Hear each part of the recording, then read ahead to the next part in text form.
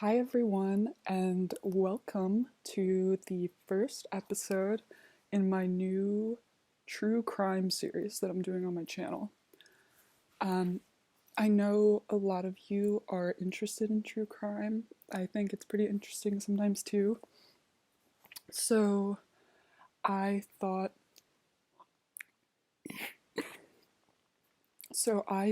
that I would give it a go on my channel because it seems like maybe something you guys would like.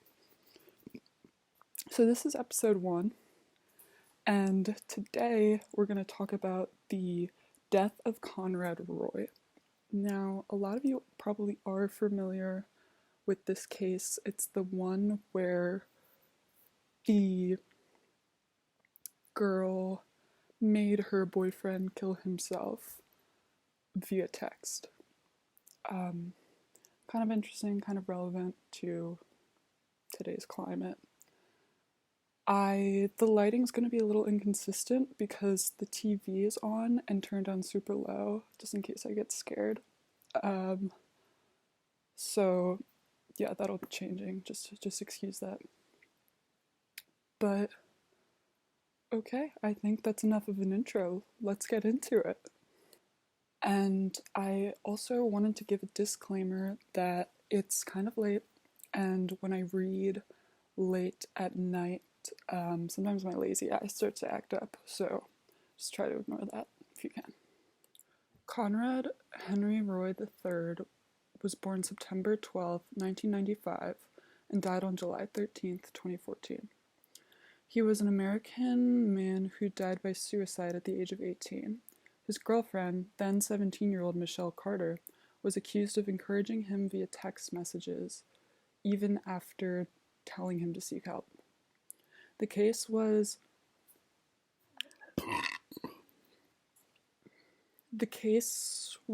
the subject of a notable investigation and involuntary manslaughter trial in Massachusetts, colloquially known as the texting suicide case. Commonwealth versus Michelle Carter involved scores of text messages, emails, and phone calls recorded between Carter and Roy in the lead up to the latter's death. Roy had seen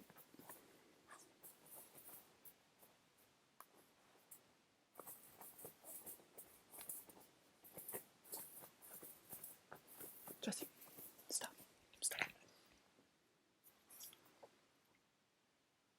Let's see.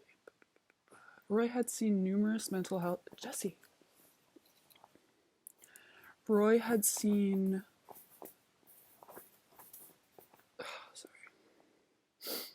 Roy had seen numerous mental health professionals, and he insisted that he wanted to die. Carter and Roy had both been prescribed psychiatric medication. The case raised complex questions pertaining to the nature and limits of criminal responsibility. Judge Moniz, sorry if I'm butchering that. Judge Moniz inferred that Carter wanted Roy dead and that her words coerced him to kill himself, a position that has been subject to some criticism. Carter was convicted by the judge of involuntary manslaughter chiefly on the basis of her final phone call in which she ordered Roy, after he had become scared, to go back inside the truck as it filled with lethal carbon monoxide gas.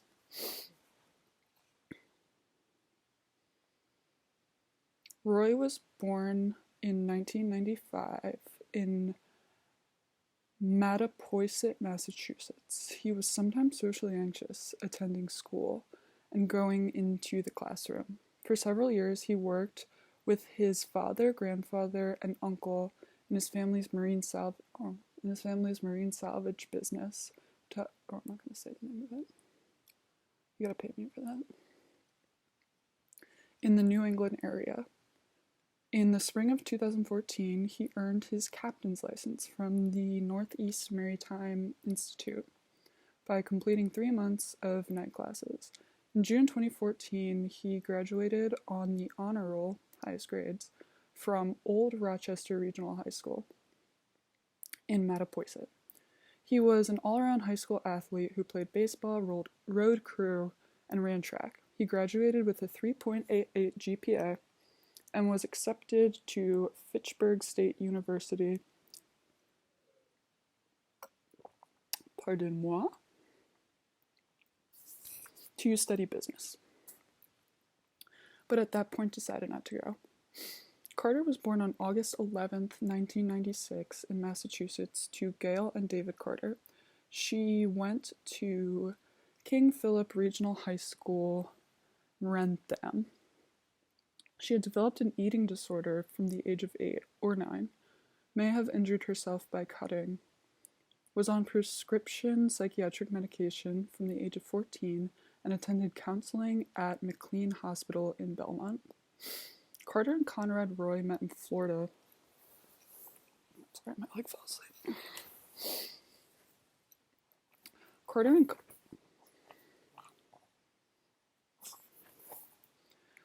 and Conrad Roy met in Florida in 2012, while each had been visiting relatives.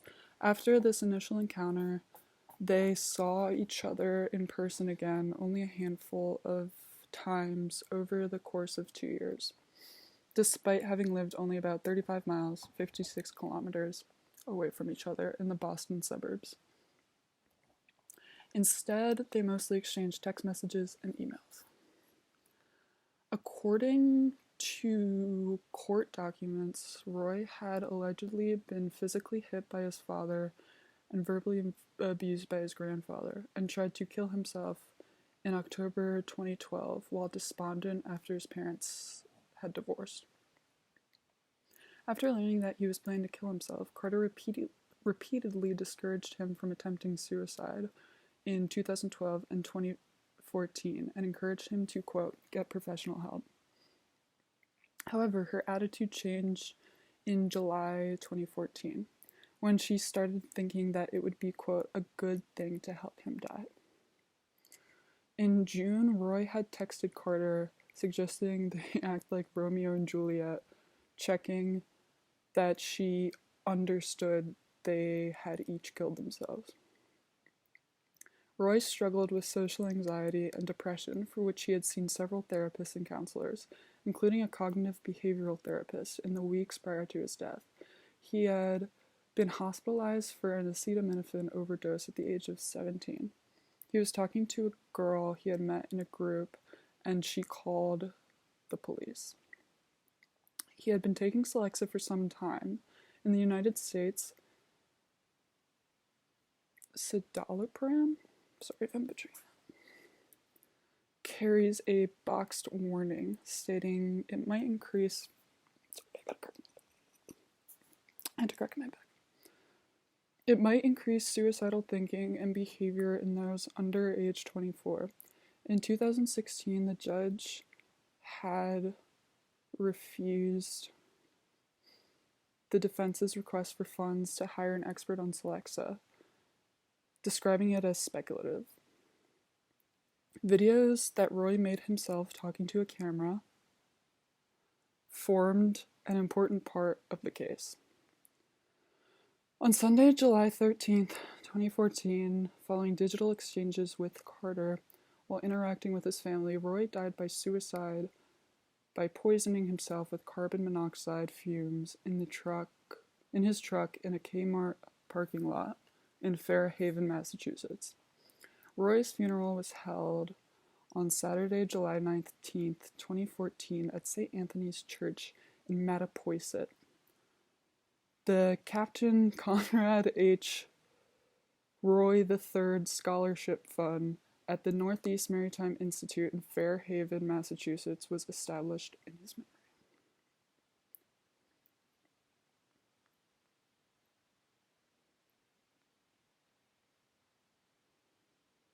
Roy's funeral was held on Saturday, July 19th, 2014 at St. Anthony's Church in Mattapoisett.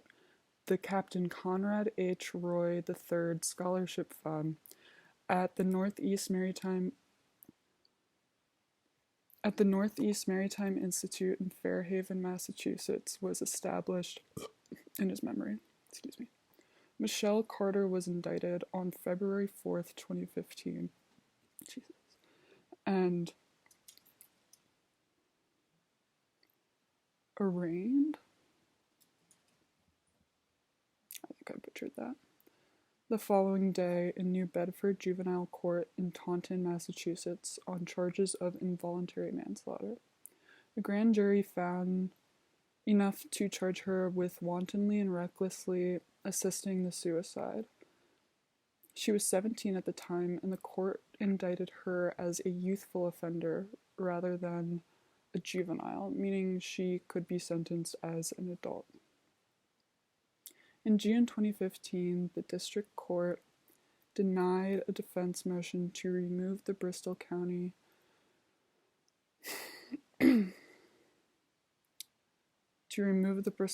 District Attorney's Office from the prosecution.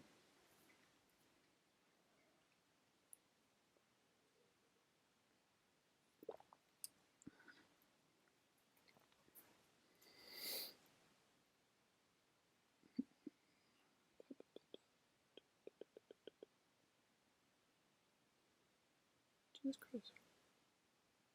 The defense argued that D.A. Thomas... Sorry. The defense argued... Jesus Christ, I lost my fucking place.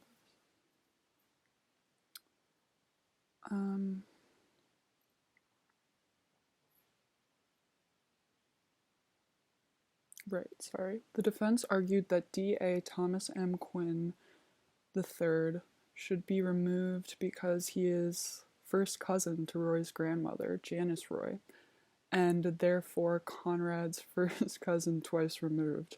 However, Quinn had already handed the case over to his deputy DA, William McCauley. On June 1st, 2016, an appeal to the grand jury indictment heard by the Massachusetts Supreme Judicial Court was also denied, allowing the case to go forward. Justice Robert J. Cordy, writing for the unanimous court, found there was probable cause to sustain the manslaughter indictment. On Monday, June 5th, 2017, the day before the trial was scheduled to begin, Carter waived her right to jury trial.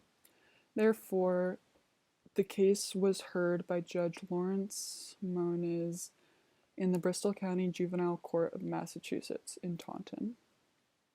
Carter was represented by Joseph P. Cataldo and Corey Madera. As there was limited legal precedent for prosecuting the encouragement of a suicide, Cataldo initially asked a Taunton juvenile court judge for summary dismissal, arguing that Carter's texts were protected under the First Amendment and that the text history showed that Roy had been contemplating suicide without Carter's input. The judge declined this motion.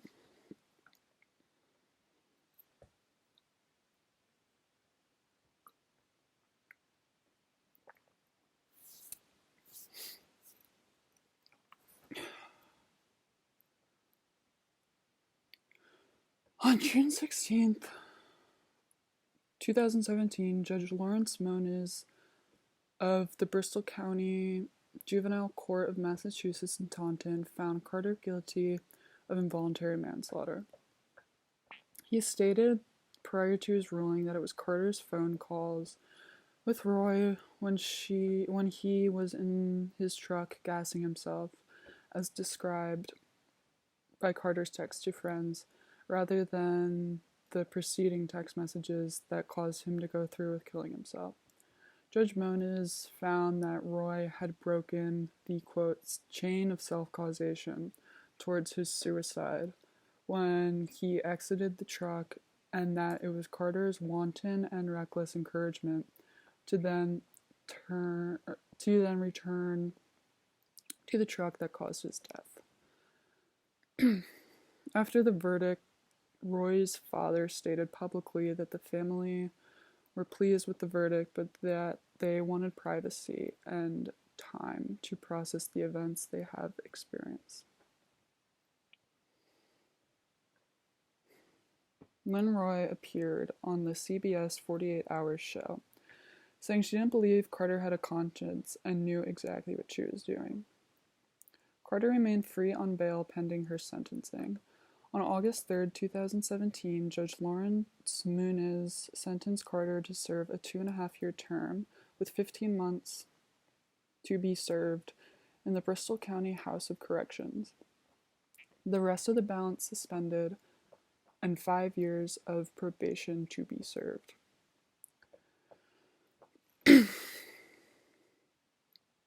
Soon after the sentencing was handed down, Carter's lawyers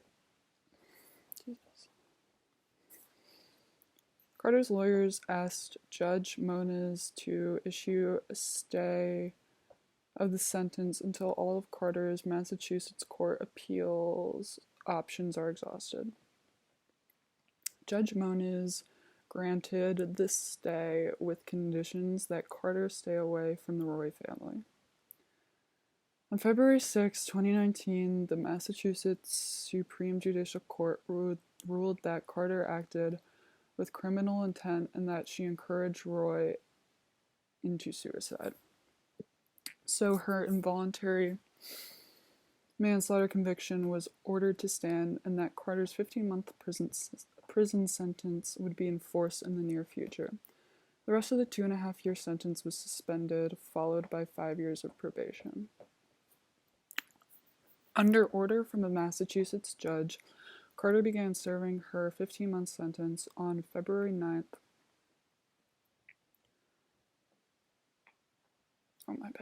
On February 11th, 2019. Carter had requested a parole hearing for early release, but the parole board denied the request on September 20th, 2019. Meanwhile, Carter's lawyers petitioned the case to the Supreme Court of the United States in July 2019, based upon First Amendment and Fifth Amendment grounds. Carter's defense lawyers argued that Roy had a history of suicide attempts and the decision to end his life was his own. That Carter was bewildered over the case against her, and that taking all the texts in context, she tried to talk him out of it. They argued in initial hearings that the defendant had broken no law and had a First Amendment right to free speech, and that at that time she was juvenile. The Supreme Court declined to hear the case in January 2020, leaving in place the Massachusetts Supreme Court conviction. On January 23, 2020, Carter was released early from prison due to good conduct.